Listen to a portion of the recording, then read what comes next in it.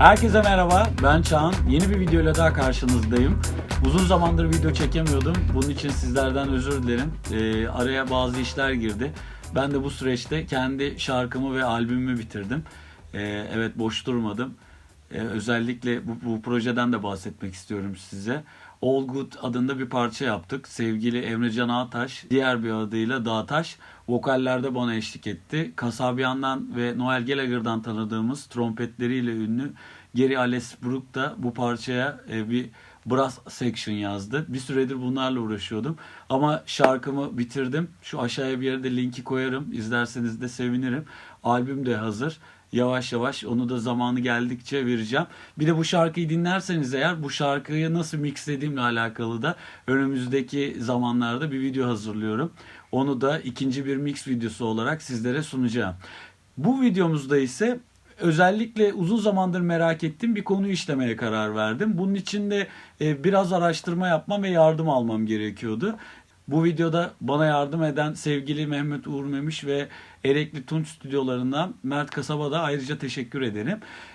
Bu videomuza başlamadan önce ben kendi mix setup'ım içerisindeki channel strip arayışımı biraz abarttım ve piyasadaki bütün channel stripleri birbirleriyle kıyaslayıp kendi mix ortamımda nasıl kullanabileceğimle alakalı bir testler yapmaya başladım. Sonra da dedim ki eğer bu testleri yapıyorum neden insanlarla paylaşmıyorum?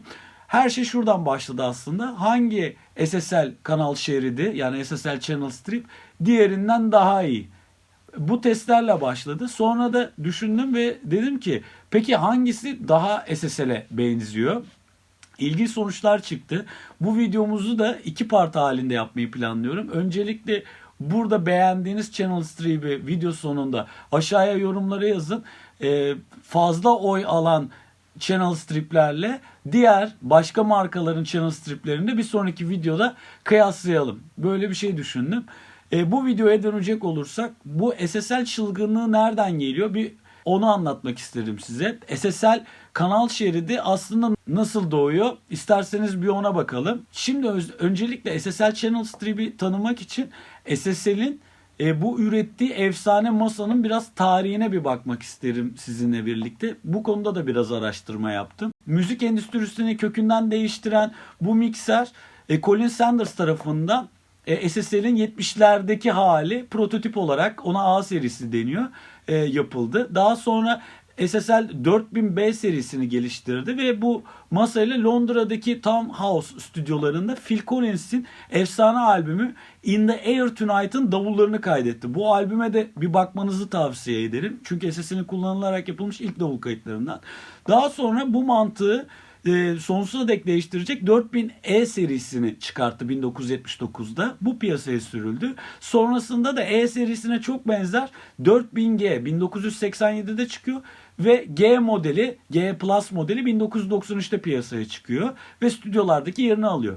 4000 modelinde 4 mix bass, 2 stereo out bulunuyor. İlk E serisinde de EQ'lar biraz farklı. G serisine oranla EQ'ları daha keskin ve daha tiz frekansları duyarlı. G serisindeki EQ'lar E serisine göre biraz negatif yorum alınca E serisinin müzikal EQ'larını G masalarda kullanmak istiyorlar ve sonraki çıkan serilerde E ve G serisi EQ'ları birlikte kullanabiliyoruz. Dinamik kısmı E serisinden G Plus serisine kadar aynı tutuluyor. Fakat tek fark VCA bölümünde oluyor. Burada VCA bölümünün çiplerini değiştiriyorlar. Orada ufak bir değişiklik yapıyorlar. İlk E serisi 1979'da yapılan konsolla yani tarihi öyle alırsak 2002'de son çıkan G serisi 4000G Plus serisi arasında tam 1000 adet değişiklik yapılmış sevgili arkadaşlar. Bu 1000 adet değişikliği de işte kullanıcıların önerilerine ve ihtiyaçları doğrultusunda oluşturmuşlar. Ve tam şu ana kadar yani zaten artık üretilmiyor 2000 adet SSL 4000 masa satılmış dünyada. Bu masaların da bildiğim kadarıyla yani benim bildiğim 3 adeti Türkiye'de mevcut. Daha fazlası var mı bilmiyorum. Bilen arkadaşlar varsa aşağıya yazsınlar. Ben de bilgilenmek isterim. Benim bildiğim ve çalıştığım Marşandiz'de eski Rax Marşandiz'de 2 adet G4000 masa vardı. 1 adet Erekli Tunç'ta hala bulunmakta. ve 95'ten itibaren farklı bir model çıkartıyor. Bu bütün bileşenleri J serisinde topluyor. 190 adette J serisi, SSL J serisi masa satılıyor. SL9000J diye geçiyor bunlar arkadaşlar. İsterseniz araştırabilirsiniz. SL X9000K modeli de en son çıkan, dünyada 55 adet satılmış. Bugün AVS ve Duality konsollarda da XL9000K tabanlı bir sistem çalışıyor. Ve bunlar da işte DAW'la daha uyumlu çalışıyor, daha esnek ve kullanıcıya daha hızlı tepki veriyor. Şimdi SSL'in tarihi bu şekilde, kısaca ve hızlıca anlatmak gerekirse. Ben ne yaptım peki? Ben şunu yaptım. 2 adet ses örneğini çeşitli konsol şeritlerine gönderdim. Bunun içinde orijinal olan SSL G4000 Plus modelinin bizde kaydı da var.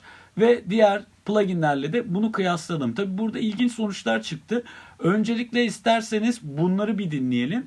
Daha sonra da şöyle bir şey yaptım. Bu sadece birinci test EQ katıydı. İkinci testte de EQ ve kompresör katlarını beraber kullandım. Burada da ilginç sonuçlar çıktı. Örneğin EQ'da farklı bir tepki veren channel strip'imiz kompresör devreye girince daha farklı tınlamaya başladı. Bu örnekleri de size dosya yapıp aşağıda vereceğim. Buradan siz de bu örnekleri indirip kendi ortamınızda kendi testlerinizi yapabilirsiniz.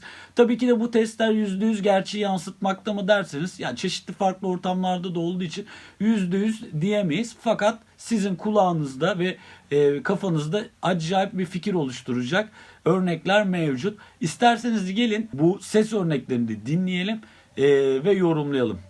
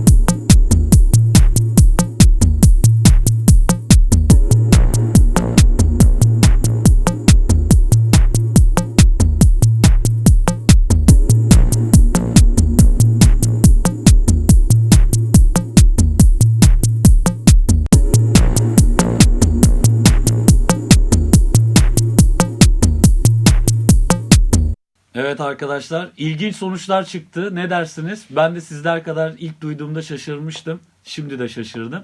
Hiç beklenmedik sonuçlar elde ettiğimizi düşünüyorum. Umarım sizin de kafanızda bazı şeyler şekillenebilmiştir.